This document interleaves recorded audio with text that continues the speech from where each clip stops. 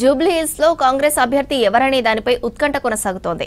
ప్రజాభవన్లో జరిగిన భేటీలో ముగ్గురు పేర్లను ప్రస్తావించిన పార్టీ పెద్దలు 1-2 రోజుల్లో ఏఐసీసీకి జాబితా పంపించనున్నారు. ఆశావహుల స్క్రీనింగ్ కమిటీ స్క్రూటినీపై సస్పెన్స్ కంటిన్యూ అవుతోంది. ఇవాళ సీఎంతో మహేష్ కుమార్, మీనాక్షి భేటీ తర్వాత క్లారిటీ వచ్చే ఛాన్స్ ఉంది.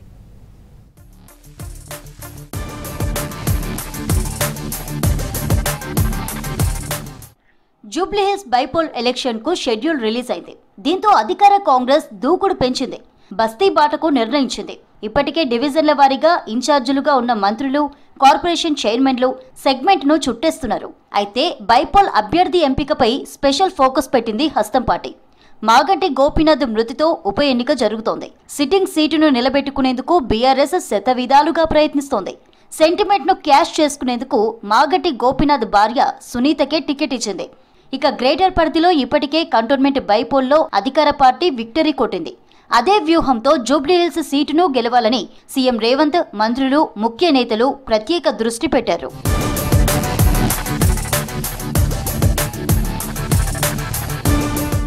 AICC incharge Meenakshi Natarajan, PCC chief Mahesh Kumar Goud, Jubilee Hills ఎన్నికపై ఇన్ఛార్జి మంత్రులు వివేక్ వెంకటస్వామి, తుమ్మల, పొన్నం ప్రభాకర్తో పాటు 18 మంది కార్పొరేషన్ చైర్మన్లతో కీలక భేటీ జరిగింది.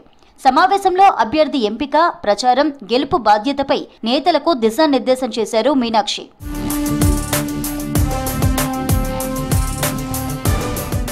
భేటీలో అభ్యర్థి ఎంపికపైనే ప్రధానంగా చర్చ జరిగినట్టు తెలుస్తోంది. ఆశావాహుల పేర్లపై డిస్కస్ చేసిన ముఖ్య లీడర్లు కొంతమంది పేర్లను నేతలు ప్రస్తావించినట్లుగా తెలుస్తోంది. ప్రస్తుతం జూబ్లీహిల్స్ బై ఎలక్షన్ అభ్యర్థి పేర్లను ఏఐసీసీకి సిఫార్సు చేస్తున్నట్లు మీడియా చిట్చాట్లో చెప్పారు పీసీసీ చీఫ్ మహేష్ కుమార్ గౌడ్. సీఎంతో మరోసారి భేటీ అయ్యాక అభ్యర్థి పేరును ఫైనల్ చేస్తామన్నారు.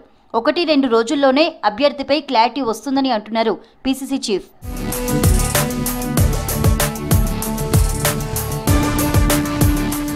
కంటోన్మెంట్లో గెలిచినట్టే జూబ్లీహిల్స్ సీటును గెలుస్తామని ధీమాగా చెప్తున్నారు పీసీసీ చీఫ్ మహేష్.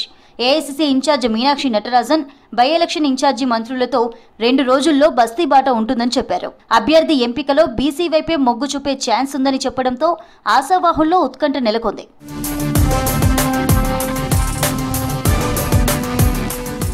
ఏది ఏమైనా సిటీలో కీలకంగా ఉన్న జూబ్లీహిల్స్ సీటులో గెలిస్తే వచ్చే బల్దియా ఎన్నికల్లో పార్టీకి మరింత బూస్ట్ అవుతుందని అంటున్నారు హస్తం నేతలు. ఇక స్టేట్ పార్టీ నేతలు ఎవరి పేర్లను హైకమాండ్కు పంపుతున్నారు, ఎవరికి టికెట్ వస్తుందనేది ఉత్కంఠగా మారింది.